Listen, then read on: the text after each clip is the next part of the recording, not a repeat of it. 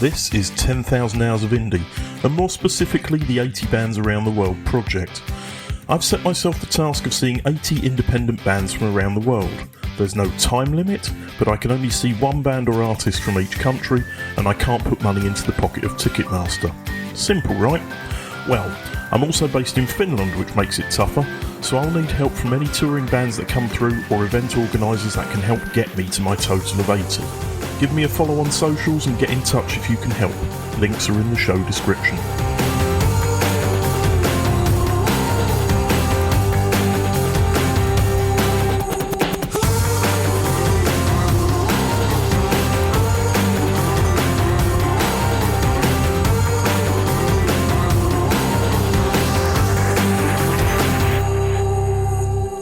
Adventure 2. So I've been out and about again in pursuit of the 80 Bands Around the World project, and this time, just a few minutes walk from my home, I went to Vuotalo, a multi-purpose performing space owned by the city of Helsinki, which in 11 years of living in the area I've never actually managed to visit before. I should point out though that the venue wasn't set up as a theatre, but instead a jazz cafe style seated around tables. The lineup for the night, well, it was a global music night, so I saw Dickson, Uthui and Baraka, Issabu, both five-piece ensembles comprising students from the Sibelius Academy, one of the most renowned music universities in the world. This promised to be a high-quality evening of entertainment. Ticket price for this was €10, so 2 one-hour sets for €10 I thought was pretty good. So, this is Afro Jazz tonight. I'm not 100% sure if I've consciously seen a band from this genre previously, so I'm interested to find out if I like it. The Dickson Uthui band up first. He plays saxophone and has an amazing Italian pianist, Tanzanian 6-string bass player, who assured me after the show it's easier than playing a 4-string bass. Yeah, right. And Finns on drums and guitar, also both brilliant. I enjoyed this set. Sometimes it can be challenging when you see a band for an hour when you've not heard anything from their music before, but there are plenty of jumps between jazz and African styles to keep me comfortable and enjoying the tunes.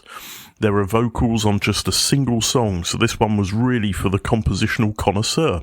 Good stuff. After a 20-plus minute break, which was announced as a 5-minute break, probably ironically looking back, the Baraka Issabu band took to the stage with the same bass player, who also took vocal duties on this, and he was great, and guitarist.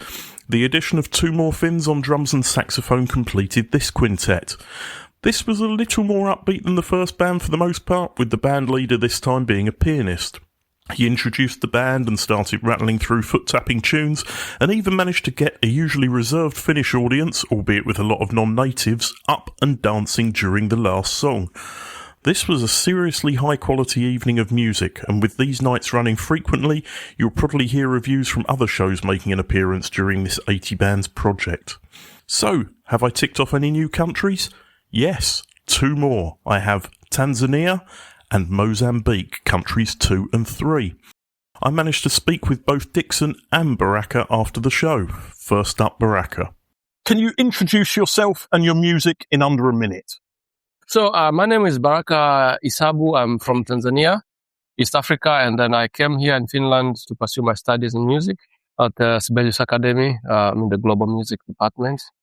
And I started doing actually my project, my music as a solo artist, here in Finland. Back home, I used to be like a session musician playing for other music artists. I'm a piano player. And what genre would you classify yourself? I'm a sonic explorer, I can say, but my background is in Afro jazz.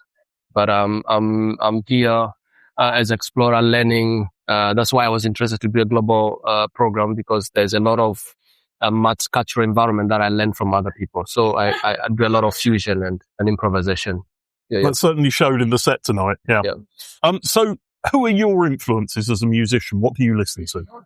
Yeah, I listen to a lot of jazz.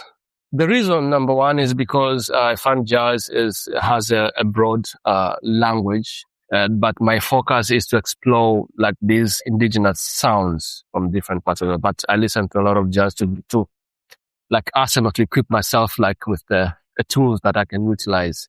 People like Barry Harris, this American jazz artist, John Coltrane, and so on. But in African context, my influence is Duduzo, Makatemi from South Africa, people like Omar Sosa, people like Richard Bona, Etienne Mbappe.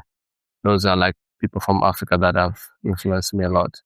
Your album is due to come out, so thinking ahead to when the album is out, if you could recommend one track of yours for a new listener, what would it be?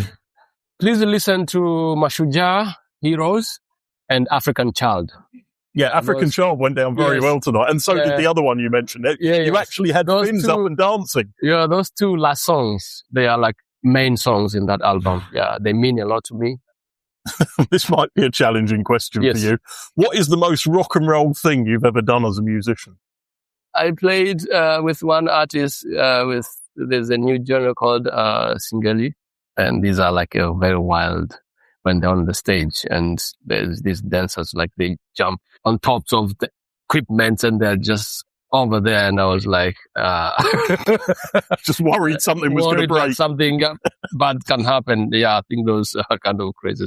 Yeah. Okay. It's a difficult question for a jazz artist because obviously these are quite rock questions. Yeah. Can you recommend one band from your native country that people that listen to the podcast should check out? Yeah, I would recommend to my friend Humphrey Muba, who is a bass player. He has nice stuff. Is that jazz as well? Yes, it's African jazz, Afro jazz, I can say. It's a fusion. Excellent. Yeah. And finally, what is the best way for people to find out more about your music? I think social media is like the quickest thing right now that people connect, and a lot of information that people can find about me in the social media, Instagram, Facebook. I will put a link in the description of the show. Yeah. Thank you. Thank you. And then I asked some similar questions of Dickson. Can you introduce yourself and your music in under a minute? I'm Dickson Uthui from Mozambique, and I'm saxophone player. And my project is about faith, love, gratitude, and hope, called Ingisani, which means listen. Which was on the back screen through your whole set, which was great. There's probably a whole bunch of people who are going to remember that now. That's good. What genre would you consider yourself as? Afro jazz and gospel. Okay. What are your personal influences musically? God is the first one. Then I have good reference from my country. I consider that they play the same genre. I have Moreno Shongisa, who's a saxophone player, Jimmy Good, guitarist, a lot of other, even Mazuz, a lot of singers there. Also people from outside Mozambique, like Richard Bona, Lira from South Africa, and many others. So I really enjoy, try to blend, to connect the entire continent through rhythms and music. Are you also studying at Sibelius Academy? Yes. Global music. Exactly. Yeah. Yes. How was the gig? It was great. It was intense. It was beautiful to see people enjoying it. And I think it was great for them also. Yeah. It must be nice to play a whole hour as well. You actually get a proper set. Yeah, exactly. I consider myself very lucky or blessed to have this opportunity to be performing here in Botal. Is very good venue. And yes, the sound was amazing. So if you could recommend one track of your music to a new listener, what would it be? Indecided. Why? Why? Because it was the start point for the whole project. That's the only song that's not mine that was performed. It's a gospel hymn, classical hymn that I decided to arrange. And out of that, many other songs came. What is the most rock and roll thing you've ever done in music or you've ever witnessed and been part of in music? Well, actually, I have a song that was supposed to be performed, but we didn't because of the time. It's quite rock, called Divine Inspiration. And we have a lot of guitar stuff there. Was it a bit like the last one? It was a bit wild and a bit... Yes. That was almost nothing compared with the one I mentioned. In that sense, I would recommend to see it on YouTube. Okay. You can find Divine Inspiration. And can you recommend one band from your native country that listeners to the podcast should check out? Okay, I'll go for my instrument, Moreno Shongisa, saxophone player. Same style of music? Well, yes, I guess. Okay. I don't know if he considers the same, but Kind of Afro jazz kind of thing. Okay. Yes. And finally, what is the best way for people to find out more about your music? Unfortunately, now only YouTube. I'm in the process of recording my compositions and my album. So for now, only YouTube is the best way to find it. And you are on Instagram? Of course. Yes. Yeah. Perfect. Thank you. Thank you very much.